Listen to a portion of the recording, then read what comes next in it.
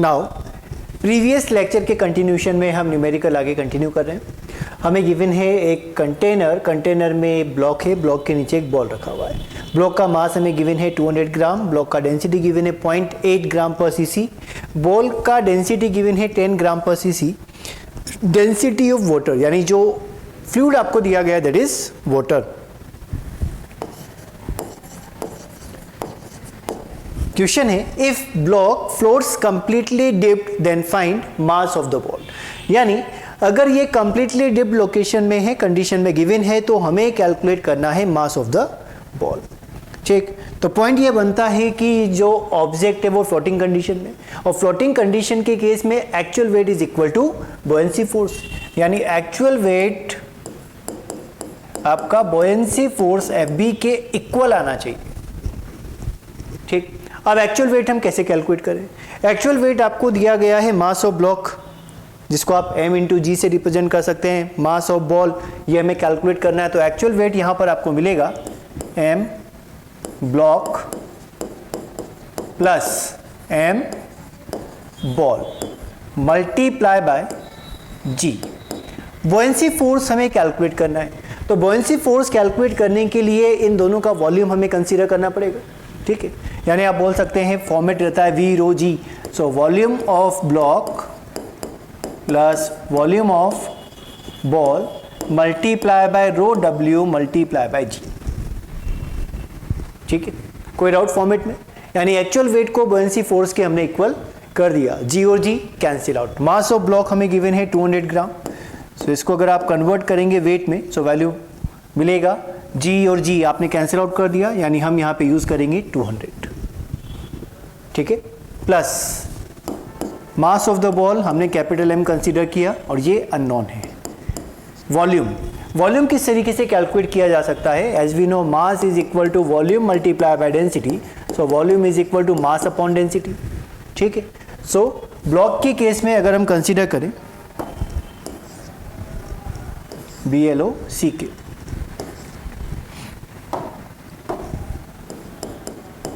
so block का mass 200 and density of block is 0.8 plus ball के लिए mass calculate करना है and density is 10, rho of water multiply by 1 and G हमने कर दिया कैंसिल आउट।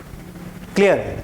नाउ वैल्यू रहेगा 200 प्लस M और 200 बाई 0.8, 200 बाई 0.8 रिप्रेजेंट करेगा, यहाँ पर आप 8 बाई 10 भी लिख सकते हैं, तो वैल्यू यहाँ पे बनेगा 250 plus m by 10। So m minus m by 10 is equal to 250 minus 50, sorry minus 200।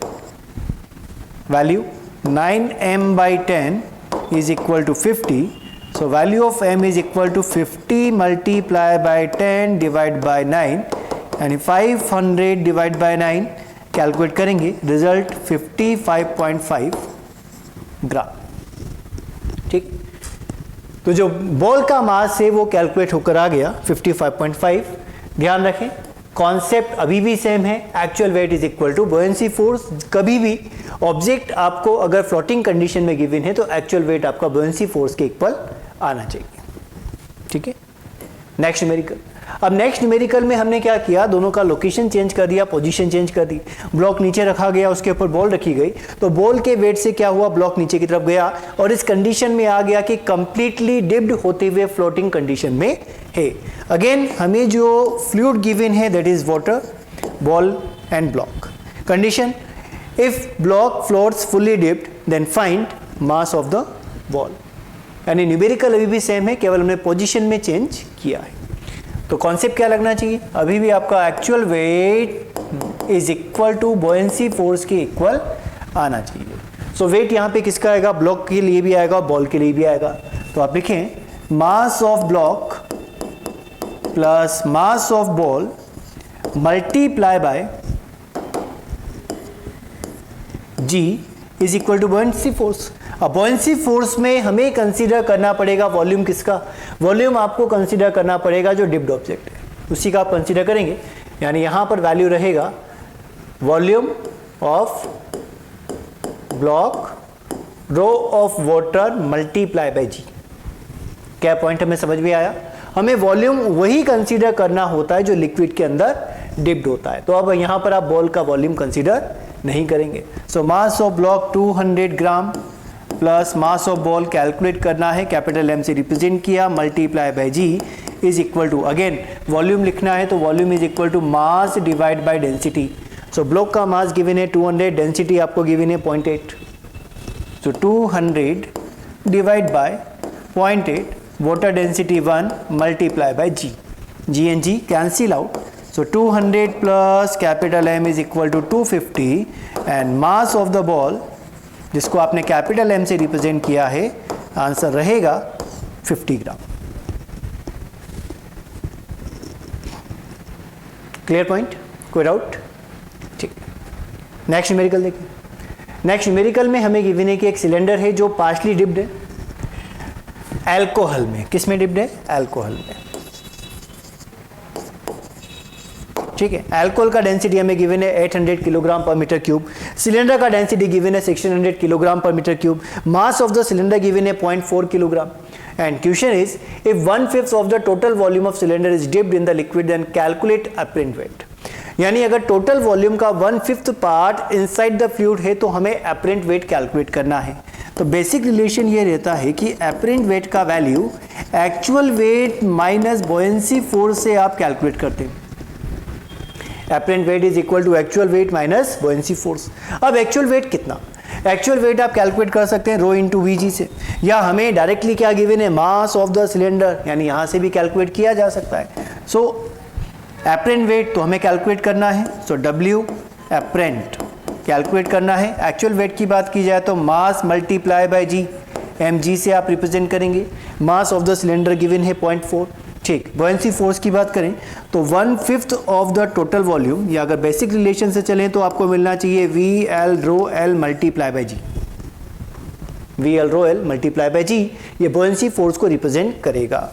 So apparent weight W apparent is equal to mass, mass हमें गिवन है सिलेंडर का 0.04 मल्टीप्लाई बाय 10 और वॉल्यूम, वॉल्यूम कितना, 1/5 of the total volume. So 1/5 of the total volume. Total volume आप कैसे represent कर सकते हैं? अगेन हमें सिलेंडर दिया है जिसका मास और डेंसिटी पता है, तो वॉल्यूम लिखा जा सकता है mass of cylinder divide by volume, sorry density of cylinder into rho liquid multiply by ji.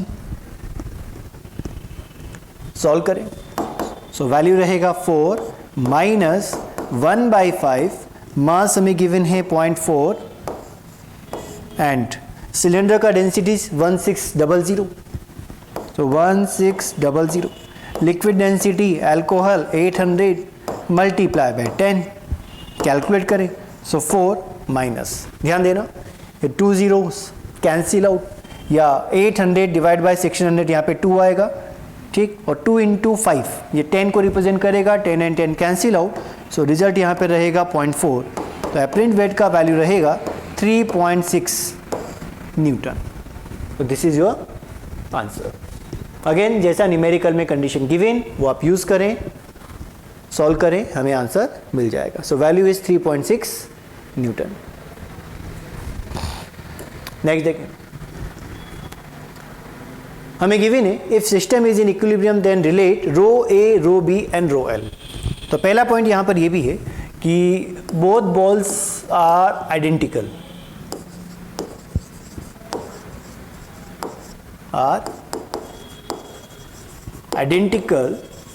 In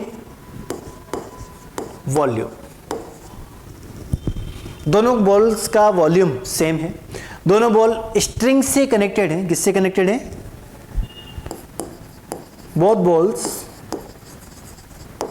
are connected by a string, और ये एक फ्लूइड के अंदर डिप्ड है, और डिप करने के बाद कुछ इस तरीके से ये इक्विलिब्रियम कंडीशन में आ गया। इक्विलिब्रियम क्या रिप्रेजेंट करता है? इक्विलिब्रियम से हम समझते हैं कि net force on both the ball is 0, ये इक्विलिब्रियम को रिलेट करता है, और हमें कैलकुलेट करना है रो A, rho B and rho L में रिलेशन। तो हम ये कर सकते हैं कि दोनों बॉल्स के लिए हम एफबीडी बना लें। फर्स्ट बॉल जो आपको गिवन है जिसको हमने रो ए से रिप्रेजेंट किया, ध्यान से समझना, तो ये है रो ए। अब मुझे पता है कि एफबीडी में क्या क्या वैल्यूज आनी चाहिए। यहाँ पर स्ट्रिंग से कनेक्टेड है, तो स्ट्रिंग से कनेक्टेड है तो टेंशन डाउनवर्ड डायरेक्शन में होगा, तो टेंशन रहेगा डाउनवर्ड डायरेक्शन में, जिसको आप टी से रिप्रेजेंट करेंगे।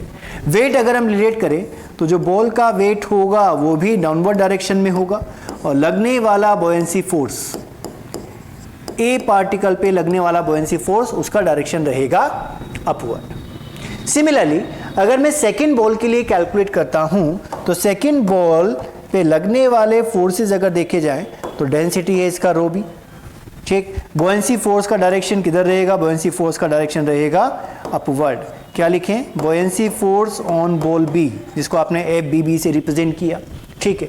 टेंशन का डायरेक्शन ये भी अपवर्ड रहेगा, तो टेंशन रहेगा upward, and weight of the ball B ये आना चाहिए डाउनवर्ड डायरेक्शन में।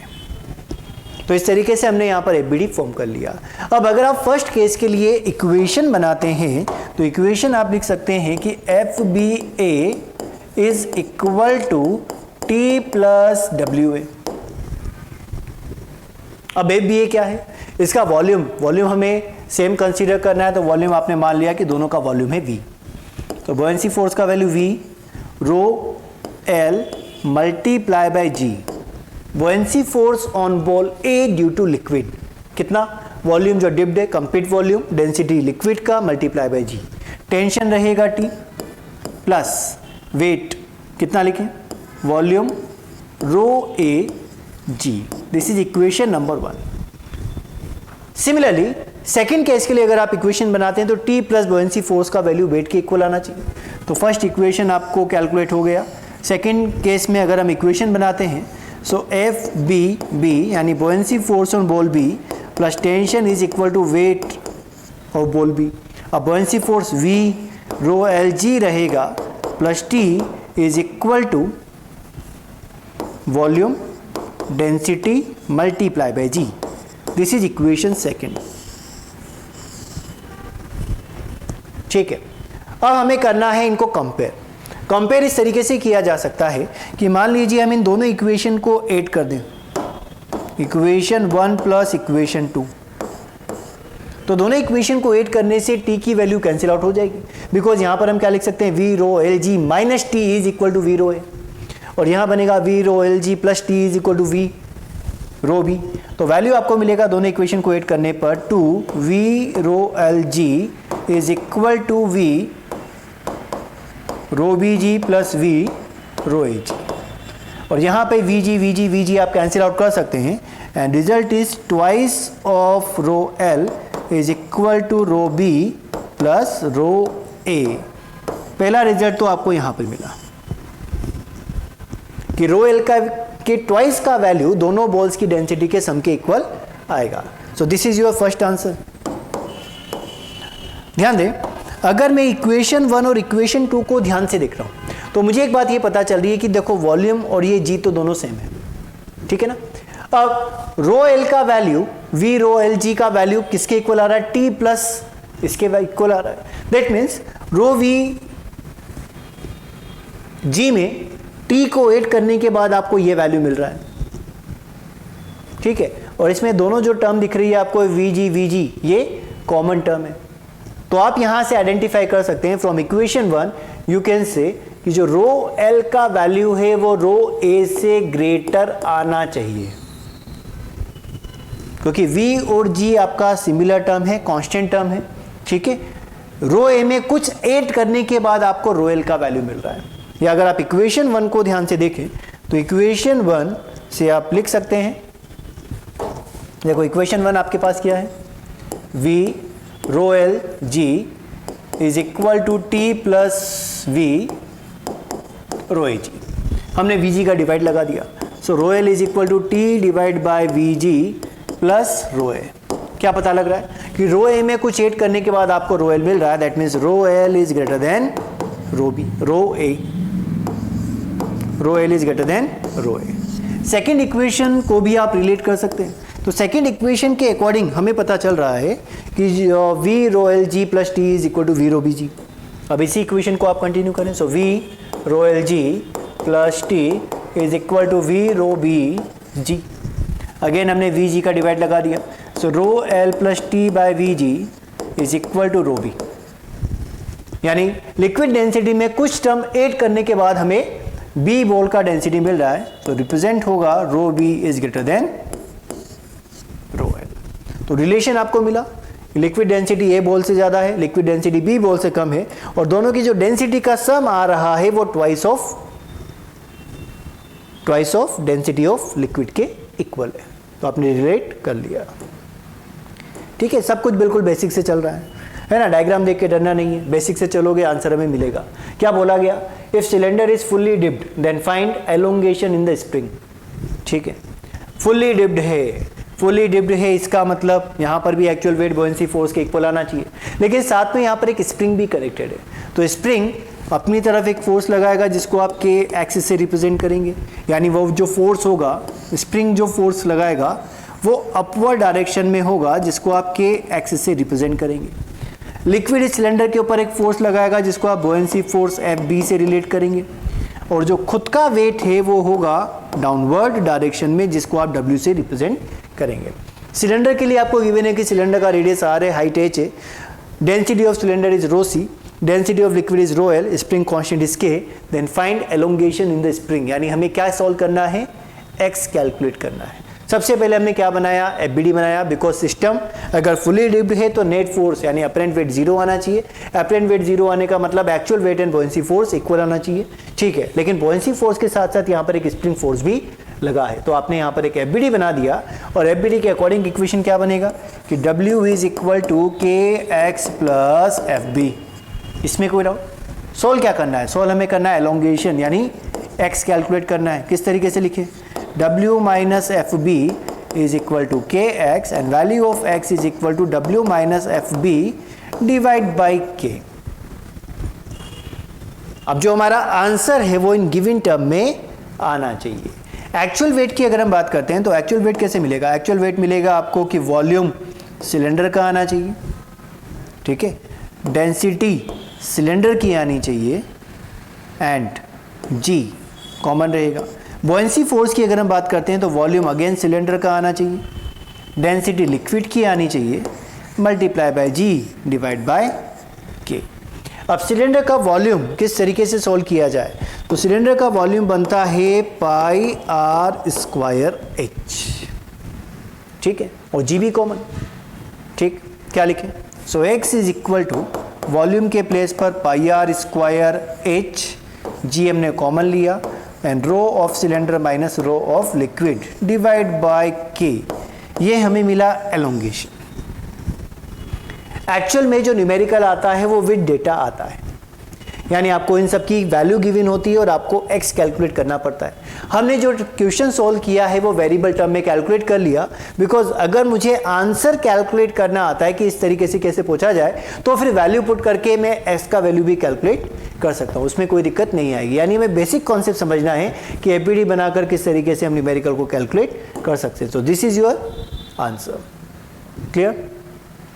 Next point. नेक्स्ट पॉइंट ये बनता है कि कैविटी बेस हमें न्यूमेरिकल यहाँ पे मिलते हैं कि कंप्लीट ऑब्जेक्ट दिया गया और उसके अंदर कुछ पार्ट आपने रिमूव कर दिया, तो अंदर क्या बनेगा? मटेरियल के अंदर आ जाएगा कैविटी।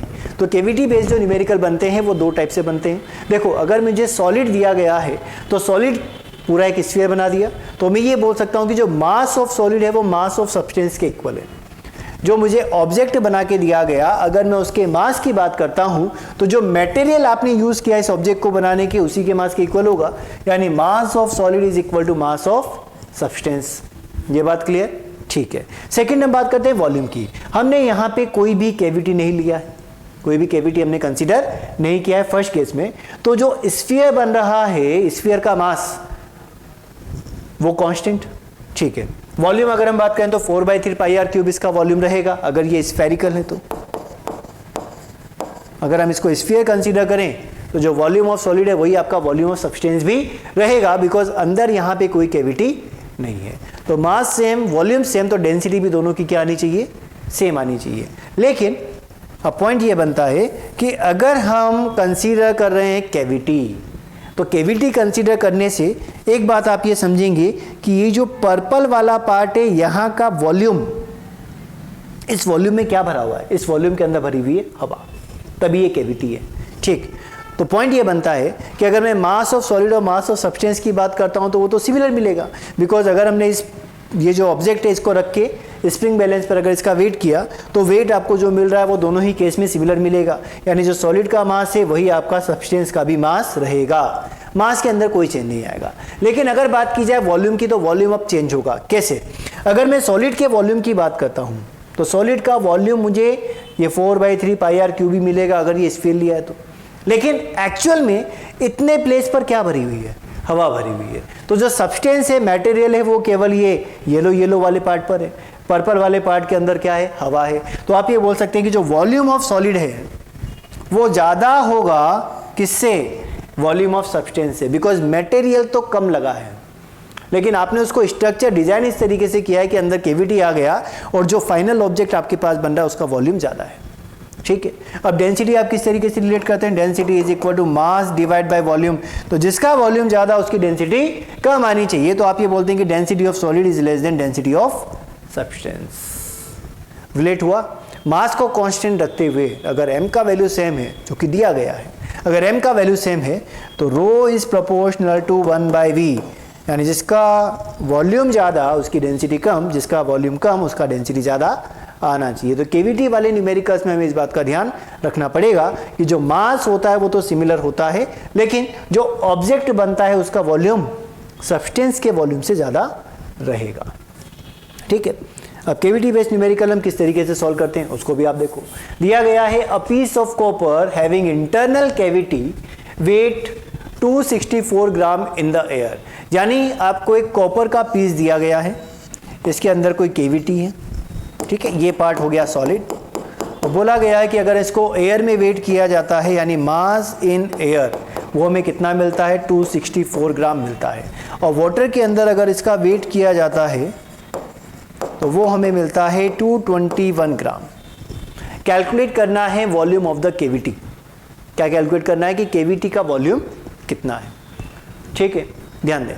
तो जो वाटर के अंदर वेट मिल रहा है, वाटर के अंदर जो मास मिल रहा है, ये क्या एपरेंट वेट को रिप्रेजेंट करेगा। हमें बोला गया कि एयर में इतना है और वाटर में अगर आप इसको डिप कर देते हैं तो वाटर में डिप करने के बाद मास कितना आ रहा है, 221 ग्राम आ रहा है। That means apparent weight is equal to actual weight minus buoyancy force से हमें कैलकुलेट करना चाहिए। सो एपरेंट वेट आपको मिलेगा वाटर के अंदर कितना मिला, 221 ग्राम। तो अगर आप इसको m इंटू जी सॉल्व करेंगे तो यहाँ पे वैल्यू आ जाएगा g का। एक्चुअल कितना है, एक्चुअल है आपके पास 264 ग्राम माइनस बुओयेंसी फोर्स। अब बुओयेंसी फोर्स में आता क्या है, बुओयेंसी फोर्स में हमें लेना होता है वॉल्यूम जो कि डिप्ड है। अब वॉल्यूम यहाँ पे दो बनेंगे, एक तो बनेगा कॉपर का और सेकेंड वॉल्यूम रहेगा किसका, कैविटी का। कैविटी वॉल्यूम को आपने VC से रिप्रेजेंट किया है, कॉपर वॉल्यूम को आपने VCU से रिप्रेजेंट किया है। Volume multiply by density multiply by G, ये बुओयेंसी फोर्स को रिप्रेजेंट करेगा। इसमें कोई डाउट? देखो, मैं टोटल वॉल्यूम अगर मुझे कंसीडर करना है तो जितने पार्ट में कॉपर लगा है, तो हम अगर ये कंसीडर कर रहे हैं कि ये ऑब्जेक्ट है, ठीक है, तो ये जितना भी पार्ट है पर्पल में मैंने बनाया ये तो हो गया कॉपर, और जो वाइट में बना है इसके अंदर क्या है, एयर है। तो जो total volume of the object है वो V cavity plus V copper के इक्वल आना चाहिए। अब G cancel out, so 221 is equal to 264 minus copper का वॉल्यूम, तो मास डिवाइड बाय डेंसिटी से लिखा जा सकता है।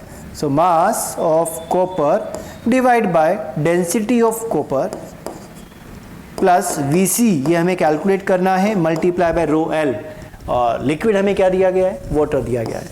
तो रो ऑफ वाटर कितना, 1 रहेगा, जी हमने कैंसिल आउट कर दिया। So 221 is equal to 264 minus mass of copper, actual weight कितना, एक्चुअल वेट है 264 इन एयर, तो यहाँ पर वैल्यू आना चाहिए 264 डिवाइड बाय डेंसिटी आपको गिवन है 8.8 प्लस VC। ठीक है, तो VC का वैल्यू आप कैलकुलेट कर सकते हैं। VC इज इक्वल टू ध्यान देना, ये माइनस ऑफ वीसी मिलेगा, माइनस अंदर जाएगा तो माइनस ऑफ वीसी मिलेगा। So minus of VC is equal to 221, ये टर्म लेफ्ट हैंड साइड में, माइनस 264 प्लस 264 डिवाइड बाय 8.8। ठीक है, और इसको सॉल्व करने पर वैल्यू मिलता है आपको 30, यानी यहाँ पे वैल्यू कितना आएगा, ये वैल्यू रहेगा 30। तो 221 प्लस 30 251, 251 minus 264 minus 13, so V minus V C is equal to minus 13, so V C is equal to 13 and unit centimetre cube. तो केविटी वॉल्यूम हमें मिला 13 सेंटीमीटर क्यूब। लॉजिक अभी भी सेम, एपरेंट वेट आपको सॉल्व करना है तो एक्चुअल वेट में से बुओयेंसी फोर्स आपने माइनस कर दिया। ठीक है, तो जो केविटी बनता है उसका वॉल्यूम अलग आता है, जो मटेरियल है वो वॉल्यूम हमें अलग कंसीडर करना पड़ेगा, तो नेट वॉल्यूम बनेगा आपका V copper plus V cavity. Next question, alloy of mass 96 gram is composed of two metals whose relative densities are 11.4 and 7.4। यानी दो मटेरियल लिए गए हैं, first material density 11.4, second material density 7.4, दोनों को मिलाकर एक एलॉय बनाया गया और एलॉय का जो मास है वो 96 ग्राम है एयर में। ठीक है, यानी मास इन एयर इज 96 ग्राम। ठीक है, कैलकुलेट हमें करना है, if weight of the alloy in water is 86 g, then find mass of each metal. ठीक है, तो अगर इस एलॉय को वाटर के अंदर आप डिप करते हैं तो वेट आपको कितना मिल रहा है, 86 g मिल रहा है, वेट दिया गया है। सो वेट इन वाटर, तो ये वैल्यू रहेगा आपके एपरेंट वेट का जो फील हो रहा है, यानी यही आपका एपरेंट वेट भी है, और एपरेंट वेट का वैल्यू आपको मिल रहा है 86 g। यहाँ पर जो g है वो ग्राम को रिप्रेजेंट कर रहा है, यहाँ जो g है वो ग्रेविटी को रिप्रेजेंट कर रहा है। Then find mass of the each metal, तो हमने कंसीडर किया कि दो मेटल हैं आपके पास, so let mass of first metal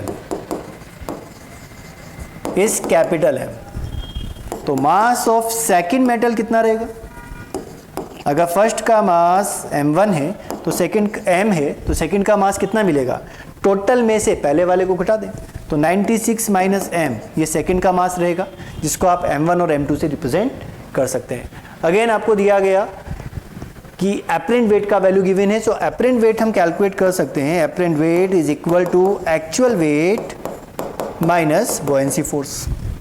apparent weight आ रहा है 86 g, एक्चुअल वेट आपको दिया गया है 96 g। ठीक है, माइनस बुओयेंसी फोर्स हमें देखना है, तो बुओयेंसी फोर्स देखने के लिए दोनों मटेरियल का वॉल्यूम वो हमें कंसीडर करना पड़ेगा, यानी V1 plus V2 multiply by rho L multiply by G, क्योंकि टोटल वॉल्यूम जो लिक्विड के अंदर है multiply by density of liquid multiply by G से हमें वैल्यू मिलेगा।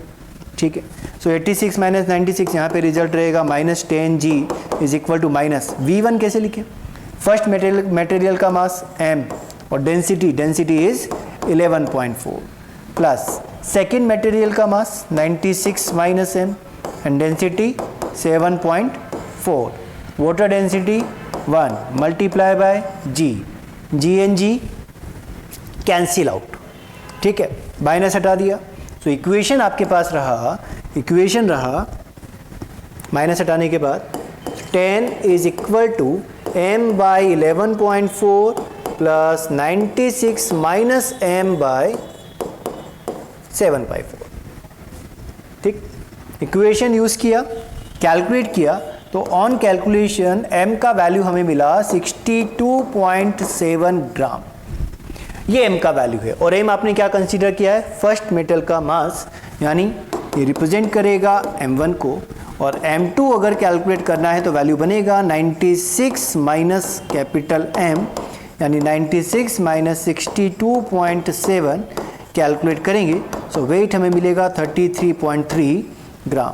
यानी इक्वेशन पहले हम कैलकुलेट करें, ये जो इक्वेशन बनी है आपकी 10 is equal to m by 11.4 plus 96 minus m/7.4, इस इक्वेशन से आप किसका वैल्यू फाइंड करेंगे, m का, और m का वैल्यू फाइंड करने पे वैल्यू क्या रहेगा 62.7 ग्राम, जो फर्स्ट मेटल के मास को रिप्रेजेंट करेगा। टोटल मास हमें पता है कि दोनों को जोड़ने पे मास कितना रहा 96 ग्राम, तो सेकेंड का भी मास कैलकुलेट किया जा सकता है। So m1 and m2, these are your answers. Clear? Next देखिए, हमें दिया गया है find reading of the scale in all cases. हमें यहाँ पे दिया है स्प्रिंग बैलेंस। क्या दिया गया है? Spring balance. ध्यान रखना, जो स्केल है वो कौन सा गिवन है, स्प्रिंग बैलेंस। ठीक है, 3 केस हमें दिए गए। फर्स्ट केस में केवल कंटेनर में वाटर भरा है या लिक्विड फिल है, लिक्विड का डेंसिटी है रो एल और उसका टोटल वेट आपको दिया गया है डब्ल्यू। सेकेंड केस में लिक्विड के अंदर एक बॉल को डिप कर दिया गया जो स्ट्रिंग के साथ कनेक्टेड है, बॉल का डेंसिटी है रो बी, मास है एम। थर्ड केस में स्ट्रिंग को कट कर दिया गया, जो बॉल है वो कंटेनर के अंदर आ गया। और इन तीनों केसेस में हमें रीडिंग देखना है। तो फर्स्ट केस में अगर हम रीडिंग कंसीडर करें तो रीडिंग आपको मिलेगा डब्ल्यू, क्योंकि लिक्विड है, लिक्विड का जो वेट आएगा वही आपको आंसर मिलेगा। यानी फर्स्ट केस में रीडिंग आ गई, कोई प्रॉब्लम नहीं, डब्ल्यू। थर्ड केस को अगर मैं कंसीडर करूं तो कंटेनर में जो लिक्विड है उसका वेट कितना डब्ल्यू, और जो बॉल है उसका वेट कितना, बॉल का मास आपको दिया है एम, तो वेट बनेगा mg। दोनों का वैल्यू ऐड कर दिया जाए तो वैल्यू रहेगा w plus mg। Third case में भी कोई दिक्कत नहीं। तो first and third case easy है, डायरेक्ट हम आंसर बता सकते हैं। दिक्कत आती है सेकंड केस में। तो सेकंड केस में हम इस बात का ध्यान रखें कि जो स्केल रीड करेगा वो क्या रीड करेगा। स्केल रीड करेगा, पहली बात तो ये है कि यहाँ पर जो वेट है, वेट ऑफ लिक्विड, वो तो आएगा ही आएगा, प्लस अब हमें ये देखना पड़ेगा कि जो बॉयंसी फोर्स है वो इस मटेरियल पे, इस बॉल पे कितना लग रहा है। जो बॉयंसी फोर्स मटेरियल पे लगेगा उसकी डायरेक्शन होगी अपवर्ड, यानी लिक्विड बॉल के ऊपर एक फोर्स लगाएगा Fb, और जो फोर्स होता है वो एक्शन रिएक्शन पेयर में होता है। तो जो बॉल है वो भी लिक्विड के ऊपर एक फोर्स लगाएगी, जिसको भी आप क्या लिखेंगे, Fb के इक्वल करेंगे। यानी जो सेकेंड केस में आपको रीडिंग मिलेगा W2, जो रीडिंग आपको मिलेगा वो W प्लस बॉयंसी फोर्स के इक्वल आएगा, और बॉयंसी फोर्स में आता है VL rho L G. So volume of liquid कितना, rho L, sorry volume of liquid. तो जो पार्टिकल आपका डिप्ड है लिक्विड के अंदर उसी का हमें वॉल्यूम लेना पड़ेगा। मास पता है, डेंसिटी पता है, तो लिखा जा सकता है m by rho B, density of liquid rho L multiply by G. तो ये हमें सेकंड केस में रीडिंग मिलेगी।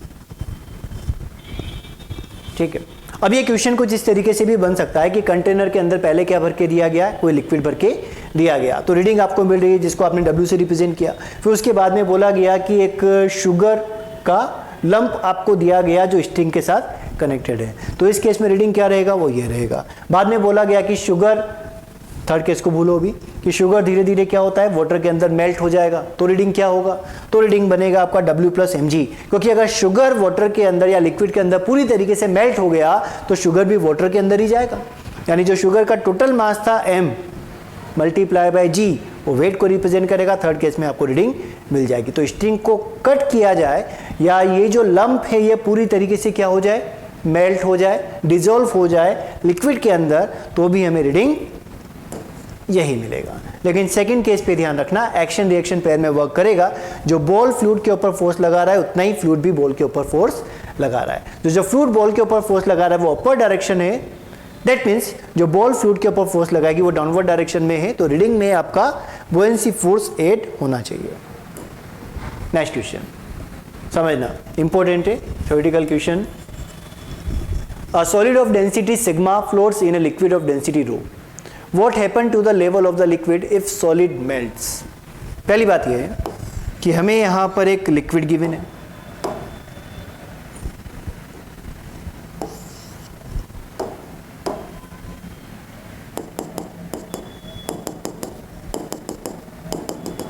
ये हमें लिक्विड गिवन है। लिक्विड डेंसिटी आपने कंसीडर किया रो एंड सॉलिड डेंसिटी हमने कंसीडर किया सिग्मा। ठीक है, अब आपको ये बोला गया what happen to the level of the liquid if solid melts. ठीक है, और ये फ्लोट कर रहा है, तो मैं ये कंसीडर कर सकता हूं कि मान लीजिए ये कंप्लीटली समझड है। ठीक है, बिकॉज हमें वॉल्यूम नहीं पता कि कितना पार्ट फ्लोट करेगा, तो मैंने इसको कंसीडर कर लिया कि पूरा की पूरा ये लिक्विड के अंदर डिप्ड है। अब क्वेश्चन सॉल्व करने का तरीका क्या है आप उसको समझें। सबसे पहले हम कैलकुलेट करते हैं कि वॉल्यूम कितना डिस्प्लेस होगा जब आप इस मटेरियल को, इस बॉल को लिक्विड के अंदर पुट करेंगे। सो आप देखें वॉल्यूम ऑफ लिक्विड डिस्प्लेस्ड,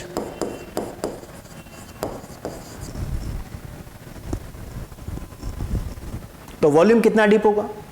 जो भी यहां पर इस सॉलिड का मास है, मान लीजिए मास कितना m, ठीक, या हम इस तरीके से कैलकुलेट करें कि वॉल्यूम ऑफ लिक्विड डिस्प्लेस अगर आपको कैलकुलेट करना है तो actual weight is equal to buoyancy force आना चाहिए। वैसे डायरेक्ट भी सोल्व किया जा सकता है और आप इस तरीके से भी कैलकुलेट कर सकते हैं कि volume of the liquid displace अगर कैलकुलेट करना है तो एक्चुअल वेट आपका बुओयेंसी फोर्स के इक्वल आना चाहिए, ठीक है। तो अगर हम मास कंसीडर करते हैं m, तो एक्चुअल वेट कितना बनेगा, एक्चुअल वेट आपका बनेगा mg और बुओयेंसी फोर्स रहेगा v rho lg, इसमें कोई डाउट। तो कितना वॉल्यूम डिस्प्लेस हुआ और इसको अगर मैं नाम दूं VL का, तो वैल्यू आपको VL मिलेगा m बाई रो L।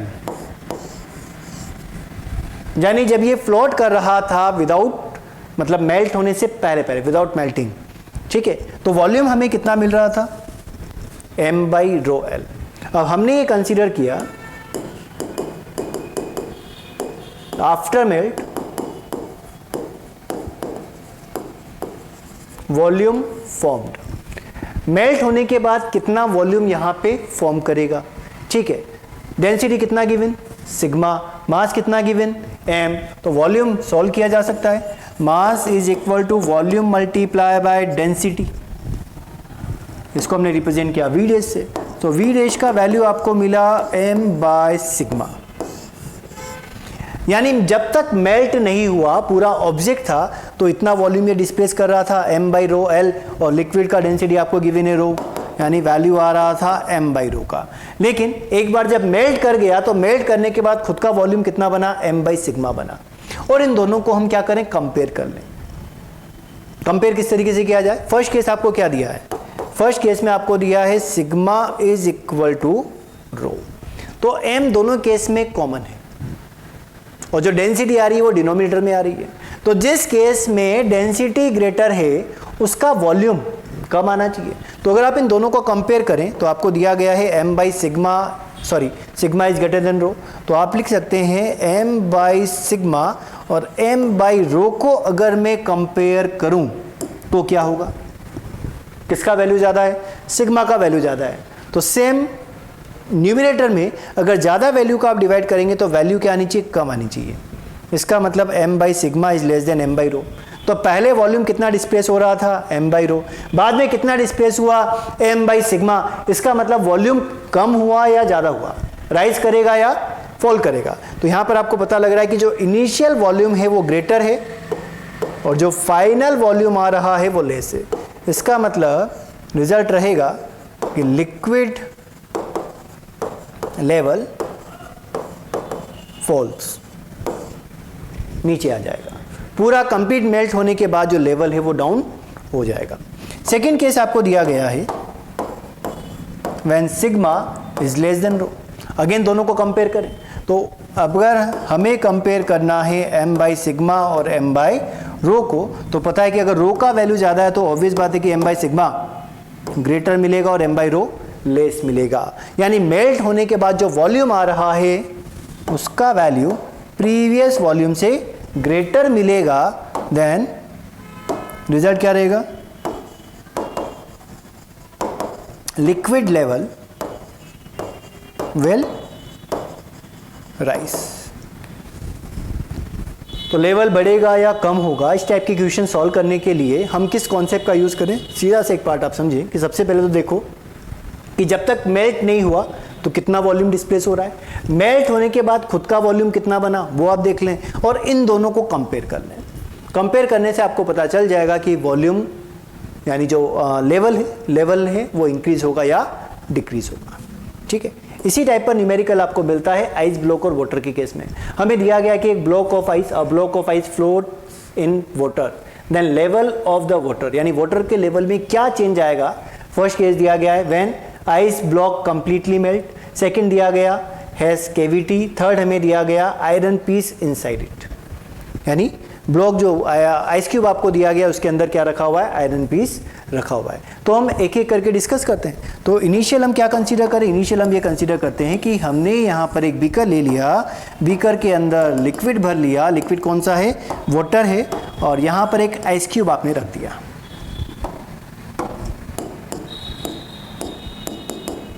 ठीक है, तो इनिशियली कितना वॉल्यूम डिस्प्लेस होगा, इनिशियली कितना वॉल्यूम डिस्प्लेस होगा। तो आइस क्यूब का मास हमने कंसीडर किया m, ये वाटर है रो w, this is ice cube, तो डेंसिटी रहेगी रो आइस, ठीक है, एंड रो आइस बनता है 0.9 gram per CC and rho of water is equal to 1 gram per CC. Because अगर हमें कंपेयर करना है तो कंपेयर करने के लिए वैल्यू पता होनी चाहिए। ठीक है, तो इनिशियल हम क्या बोले कि जब तक मेल्ट नहीं किया है, मेल्ट नहीं करा, उस केस में कितना वॉल्यूम डिस्प्लेस्ड हुआ। तो फर्स्ट हम कैलकुलेट कर रहे हैं volume displaced by ice cube, और ये केस आप ले रहे हैं इनिशियली, मतलब बिफोर मेल्टिंग, मेल्ट होने से पहले पहले कितना वॉल्यूम यहाँ पे डिस्प्लेस हुआ। तो आप सॉल्व किससे करेंगे, W actual is equal to buoyancy force, because जो आइस क्यूब है वो इनिशियली आपको क्या दिया है, फ्लोट कर रहा है, तो फ्लोट कर रहा है, तो W actual is equal to buoyancy force. W actual कितना, mg, buoyancy force V rho W g, तो वॉल्यूम कितना डिस्प्लेस हुआ, m बाई रो W, ये डिस्प्लेस हो गया, जिसको आप VL से रिप्रेजेंट कर रहे हैं। यानी इनिशियल जब तक मेल्ट नहीं हुआ तो volume displaced is m by rho W। और फर्स्ट केस आपको क्या दिया गया, if ice block completely melts, तो फर्स्ट केस पर आओ, आइस क्यूब या आइस ब्लॉक कंप्लीटली मेल्ट्स, तो कंप्लीट मेल्ट होने के बाद कितना वॉल्यूम जनरेट होगा उसको आपने रिप्रेजेंट किया V1 से, मास है m, और आइस क्यूब मेल्ट होके क्या बनता है, आइस क्यूब मेल्ट होके क्या बनता है, वाटर बनता है, तो क्या लिखना पड़ेगा, m बाई रो W। दोनों का वैल्यू क्या, VL m by rho W, melt होने के बाद value m by rho W। क्या आंसर में कुछ चेंज आया, नहीं आया, इसका मतलब VL is equal to V1। कभी भी लॉजिक सुने कि कभी भी अगर वाटर के अंदर आइस है तो जैसे ही हम आइस डालते हैं लेवल बढ़ जाता है, लेकिन जब आइस मेल्ट हो जाएगा तो लेवल वापस बराबर हो जाता है। यानी आइस मेल्ट होने से लेवल में कोई फर्क नहीं आता, लेकिन अगर मेल्ट नहीं हुआ है, मेल्ट होने से पहले पहले लेवल हाई रहेगा, मेल्ट होने के बाद लेवल ड्रॉप कर जाता है। लेकिन अगर हम आइस और वाटर के केस में बात कर रहे हैं तो दोनों केस में आपको जो इनिशियल वॉल्यूम था वही आपको बाद में भी वॉल्यूम सेम मिलेगा, वॉल्यूम सेम होने से लेवल भी सेम रहेगा। सेकंड केस दिया गया है आइस हैज कैविटी, यानी ये जो आइस क्यूब था इसके अंदर ये कैविटी भी आ गई, और इस केस में हमें देखना है कि सॉल्व हम कैसे करें। तो कैविटी के वॉल्यूम को आप रिप्रेजेंट करोगे VC से, जो आइस आपने लिया उसके वॉल्यूम को रिप्रेजेंट करोगे VI से। अगेन जब पहले फ्लोट कर रहा था तो फ्लोटिंग के केस में वॉल्यूम कितना डिस्प्लेस होगा,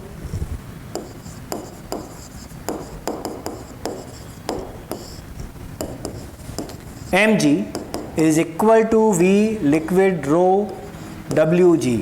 तो इनिशियली जो डिस्प्लेस्ड हुआ है that is m by rho W। ठीक, जब मेल्ट कर गया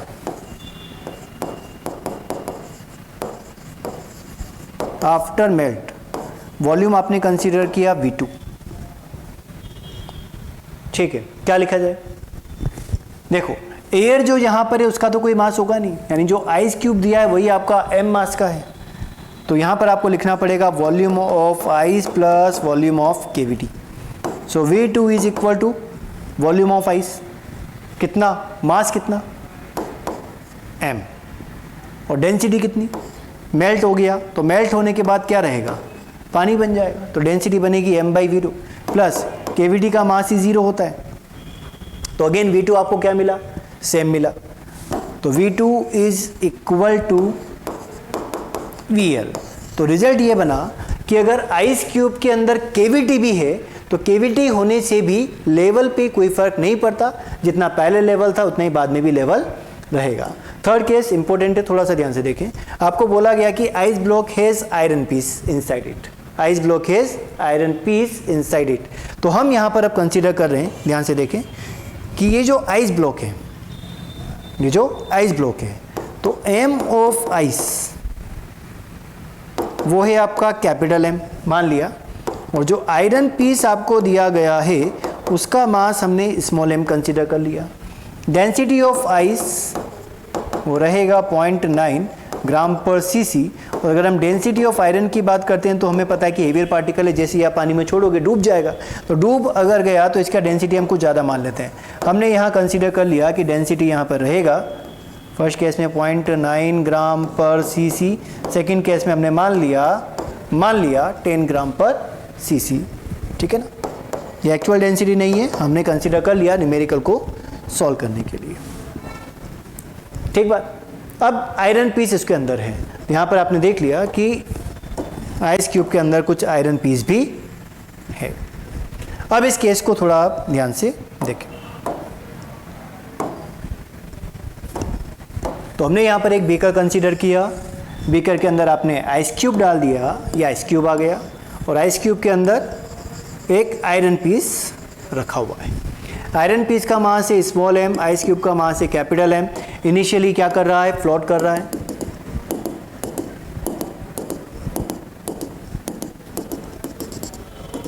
इनिशियली क्या कर रहा है, फ्लोट कर रहा है। तो केस आप कंसीडर करें, इनिशियली वॉल्यूम कितना डिस्प्लेस्ड होगा, initially displaced volume on float,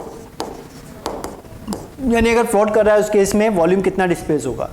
so actual weight is equal to buoyancy force. Actual weight की बात करें तो वैल्यू यहाँ पे बनेगा capital M plus small m multiply by G is equal to buoyancy force. So कुल volume कितना displace हुआ VL, वाटर आपने लिया है, G लिया है, तो G and G cancel out, displaced volume is equal to M by rho W plus small m by rho W। ये डिस्प्लेस्ड वॉल्यूम आपको मिला, ठीक है। अब क्या होगा सेकेंड केस में, व्हेन आइस क्यूब मेल्ट्स, अगर आइस क्यूब मेल्ट करेगा तो क्या कंडीशन बनेगी, हमें दिखेगा कि आइस क्यूब अगर मेल्ट कर गया तो आइस का तो बन जाएगा वाटर, आइस का तो क्या बनेगा, वाटर बनेगा, और जो यहाँ पर आयरन पीस दिया था वो इसके बॉटम पर आकर गिर जाएगा, ये बनेगा इसका सेकंड केस, ठीक है। अब इस केस में डिस्प्लेस्ड वॉल्यूम आप किस तरीके से लिखें, मेल्ट कर गया ना, तो थर्ड केस है, इसलिए वॉल्यूम आपने नाम दिया V3। कैपिटल M जो मास था आइस का वो कन्वर्ट हो गया वाटर में, रो W, प्लस स्मॉल n जो आयरन पीस है वो तो मेल्ट नहीं होगा, क्योंकि मेल्ट कौन हुआ है, वो आइस क्यूब मेल्ट हुआ है। इसका मतलब यहाँ जो डेंसिटी आपको रखना होगा वो आयरन डेंसिटी रखना होगा, और इन दोनों टर्म को हमें कंपेयर करना है। तो ये जो टर्म दिख रहा है m बाई रो W, ये तो दोनों में कॉमन आ गया। अब बात करें आप m by small m by rho W और small m by rho iron की, तो rho iron is greater than rho W, तो यहाँ जो वॉल्यूम आपको मिलेगा वो कम आएगा। तो अगर आप कंपेयर कर पा रहे हैं, so rho iron is very greater than rho W, so small m by rho iron is less than small m by rho W। So आप यहाँ से बोल सकते हैं कि जो V3 रहेगा वो VL से कम रहेगा, and level of liquid will fall, और जो लिक्विड लेवल है वो फॉल कर जाएगा। तो आप बिल्कुल ध्यान से पहले इनिशियल देखें, फाइनल केस देखें, दोनों के वॉल्यूम को कंपेयर करें, इससे आपको पता चलता है कि जो लेवल है वो राइज करेगा या फॉल करेगा। रिजल्ट यहाँ पे क्या है, in case of ice and water initially water level rise and on melting of ice level becomes same as initial level. यानी अगर केवल आपको आइस दिया गया है तो लेवल में कोई चेंज नहीं आएगा। तो यहाँ पर फ्लूइड स्टैटिक्स का हम एंड कर रहे हैं और नेक्स्ट क्लास से हम स्टार्ट करेंगे फ्लूइड डायनेमिक्स। Thank you.